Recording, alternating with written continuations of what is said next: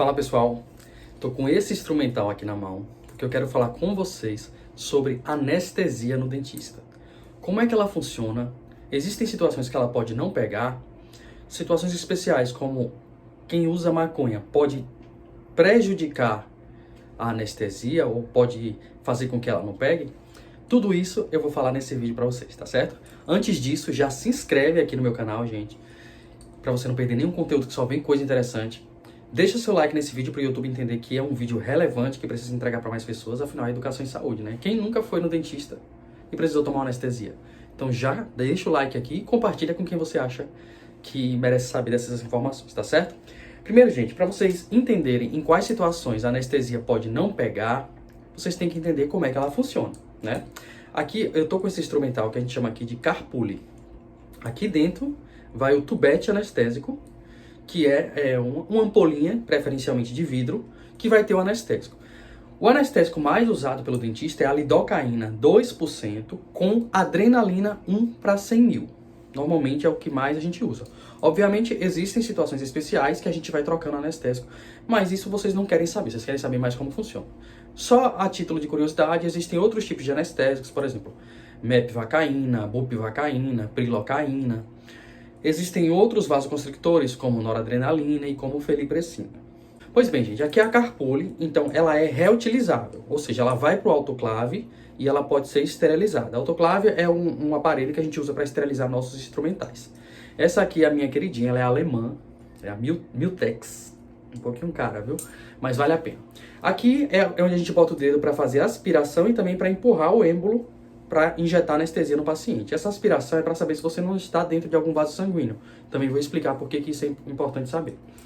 Pois bem, aqui também a gente vai rosquear a agulha, né? Que a gente seleciona agulha curta, agulha média, agulha longa, e a gente rosqueia ela aqui.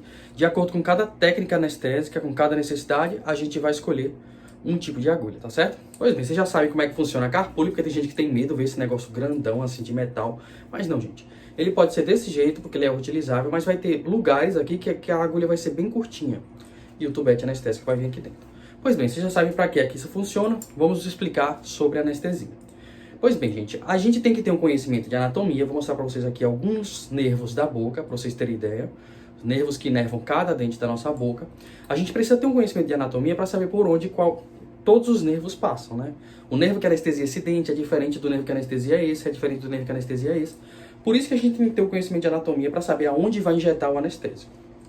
Então, por exemplo, eu quero anestesiar esse dente. Eu fiz uma anestesia aqui regional, né? Na região onde eu sei que vai entrar um nervo no dente.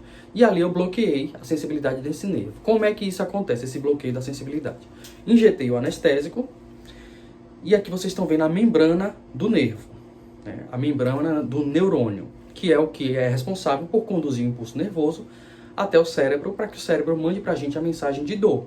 Afinal de contas, a dor pode ser um sinal de inflamação e é um mecanismo de defesa também nosso, tá certo? Pois bem, injetei um anestésico, como é que ele vai funcionar? Para conduzir o impulso nervoso, essa membrana ela vai ser despolarizada. O que é isso? Lá fora está negativo, aqui dentro da membrana está positivo. Para que haja despolarização da membrana, aqui tem um canal que a gente chama canal de sódio. O sódio que está aqui fora da membrana vai entrar para dentro da membrana da célula. Então entra sódio e, consequentemente, com a entrada de sódio, vai sair o potássio. Então vai haver a despolarização dessa membrana, ou seja, o polo que era negativo ficou positivo, que o positivo ficou negativo, e o impulso nervoso vai ser passado adiante. É assim que acontece. E como é que o anestésico age, né? Digamos que eu injetei o anestésico aqui regional ao nervo, não é dentro do nervo, é na região do nervo. E esse anestésico, ele vai se ligar ao canal de cálcio, o canal de sódio, bloqueando esse canal de sódio. Então ele fecha esse canal de sódio. Quando ele fecha, ele não deixa que o sódio que está aqui fora entre e, consequentemente, que o potássio que está aqui dentro saia. E aí, você não tem a despolarização da membrana e, assim, você não passa o impulso nervoso à frente. É assim que a anestesia funciona. Como o impulso nervoso não passa à frente, digamos que a mensagem de dor chegou aqui. Ela está aqui, mas o impulso nervoso não passa à frente. Então ela não vai até o cérebro, porque o impulso nervoso não passou daqui. Entenderam? É assim que a anestesia funciona. Por isso que quando você está no dentista, que você tomou anestesia, digamos, você vai fazer uma cirurgia, o dentista cortou gengiva com bisturi, o dentista fez extração dentária, o dentista tratou o canal, o dentista fez frenectomia. É uma série de coisas e você não sente nada. Por quê? O impulso nervoso está bloqueado. Agora, digamos, quando passar a anestesia eu vou sentir? Vai, porque não tem mais a ligação, né, no canal de sódio da anestesia, ou seja, a membrana vai conseguir ser despolarizada e a mensagem de dor vai chegar até seu cérebro. Porém, o que é que a gente faz para controlar a dor após algum procedimento? A gente lança a mão de medicamentos analgésicos e anti-inflamatórios. Sendo assim, a gente consegue bloquear essa dor no pós-operatório. Entenderam? Então, você causou a dor durante a cirurgia, você não sente porque não houve condução do impulso nervoso. Após a cirurgia, como já tem as mensageiras de dor, que são as prostaglandinas, a gente usa um analgésico para bloquear essa prostaglandina e utiliza um anti-inflamatório para que não haja novas prostaglandinas, entendeu? Então não vai ter mensagem de dor no pós-operatório até que haja o processo de regeneração, de reparo tecidual. É assim que a anestesia funciona. Pois bem, agora que você já sabe, existem situações que a anestesia pode não funcionar, não pegar. E quais são essas, né? Existe, gente. Assim, não é que ela não pegue ou não funcione, ela pode ficar menos eficiente, menos eficaz. Quais são essas situações? Em alterações do pH. pH é o que a gente chama de potencial de hidrogênio. Então, a nossa boca tem um pH neutro. Porém, quando a gente tem alguma infecção dentária, alguma infecção odontogênica, esse pH pode se alterar por conta da inflamação, do acúmulo de bactérias, digamos, dificuldade de oxigenação. Tudo isso pode alterar o pH da região e esse pH fica mais ácido. Porém, a anestesia, o anestésico, funciona no pH de neutro para básico, não em pH ácido. Vocês estão vendo aqui a escala de pH, né? Por exemplo, ácido, neutro, básico.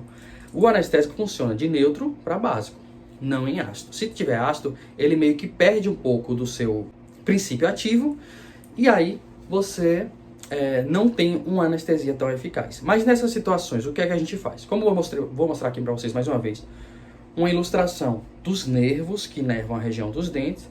Eu falo dos dentes, gente, mas você sabe que os dentistas podem atuar daqui, do ocioide, até o couro cabeludo, de orelha a orelha. É nossa área de atuação, então pode ser anestesia em qualquer área da face. Mas vamos enfatizar o dente, porque vocês já estão mais acostumados. Então, numa situação que esse dente está com a infecção, ou seja, com abscesso, e está no meio ácido, que a anestesia não vai pegar, o que é que a gente faz? A gente faz um bloqueio mais à distância. Como vocês estão vendo aqui a ilustração, o nervo que pode estar, digamos, nesse dente, ele saiu lá de trás, ele saiu daqui. E ele veio para cá. Se aqui está uma região que está com infecção, ou seja, está com meio ácido, o que é que eu vou fazer? Eu bloqueio em outra região que tem ligação com esse nervo. Então, digamos, eu bloqueio aqui. Sendo assim, a mensagem de dor, ela saiu do dente, ela chegou aqui, ela vai chegar até aqui, mas não vai passar para o cérebro, porque aqui eu bloqueei a condução do impulso nervoso. Então, quando o paciente está com uma situação de infecção, a gente faz um bloqueio à distância. E aí, ele continua sem sentir a dor do mesmo jeito, tá certo? Então, numa situação que pode não pegar, é essa. Mas o dentista que tem conhecimento de anatomia, de fisiologia e tudo mais, ele vai fazer um bloqueio à distância e o paciente não vai sentir dor do mesmo jeito. Outra situação, né? Existem estudos que mostram que os usuários de maconha, que usaram maconha antes de procedimentos, eles podem ter dificuldade para que o anestésico pegue, ou podem sentir mais dor no pós-operatório. Aí você fica um pouco confuso, né?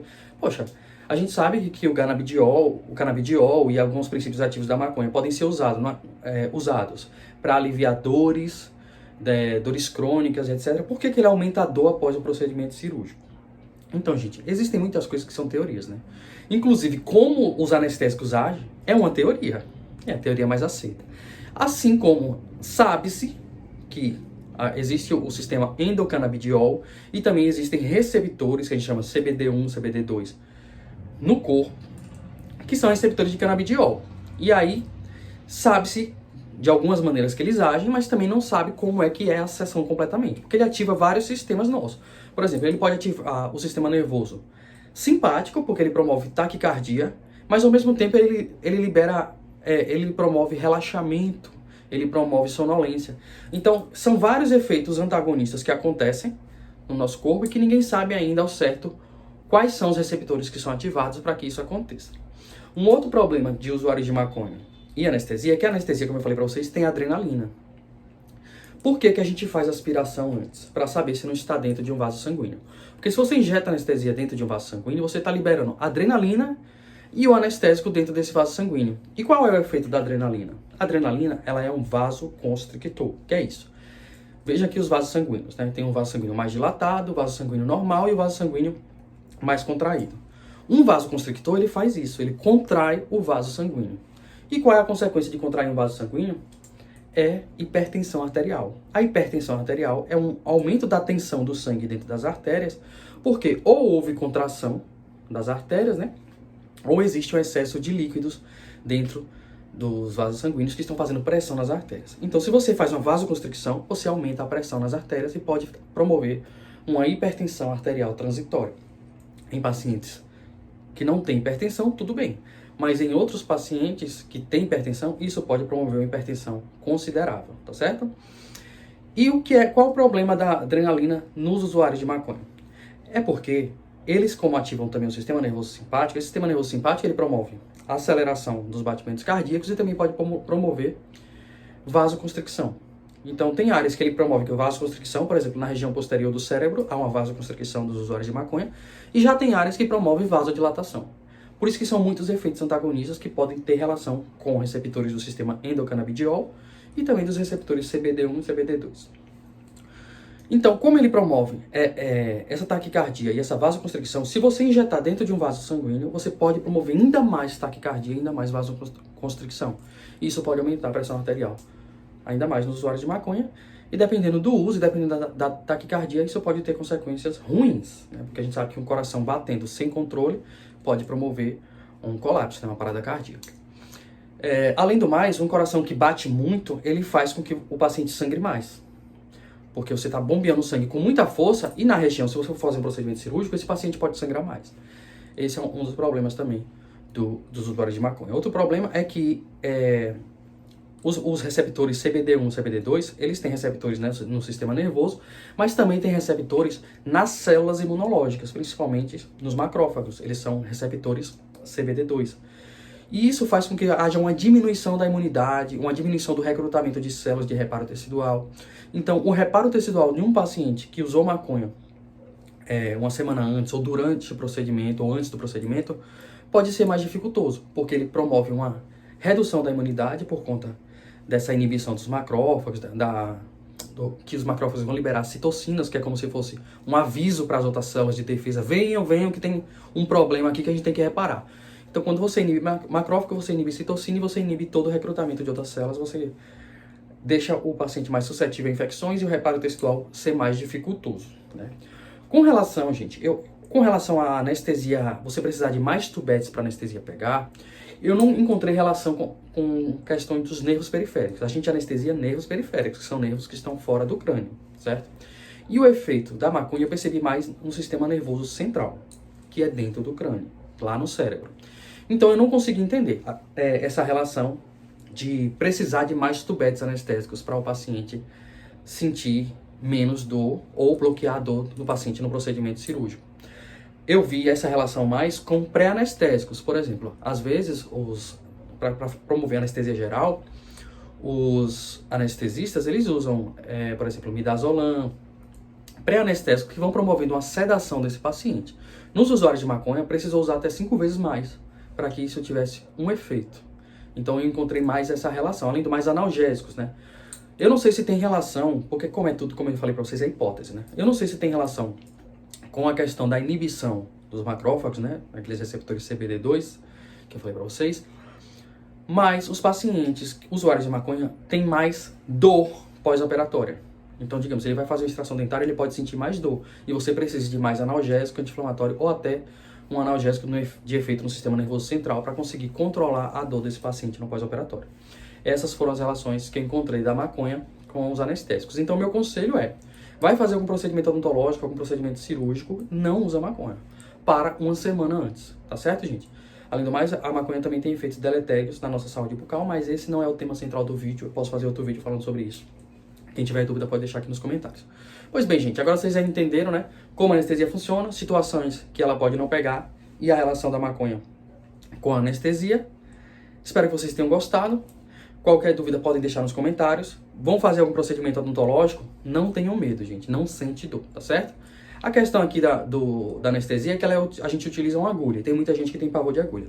Mas hoje em dia a gente já pode lançar mão de uma pomadinha anestésica que já anestesia alguns milímetros, algo em torno de 3 a 4 milímetros da mucosa, que você não sente quando a agulha vai entrando. E isso também já promove um conforto, tá certo? Então se você vai fazer um procedimento no dentista, vá calmo, vá tranquilo e relaxe, que vai tudo dar certo. Até a próxima, gente. Deixa o like nesse vídeo, se inscreve no meu canal e qualquer dúvida deixa um comentário. Compartilhe esse vídeo para quem você acha que merece saber essa informação.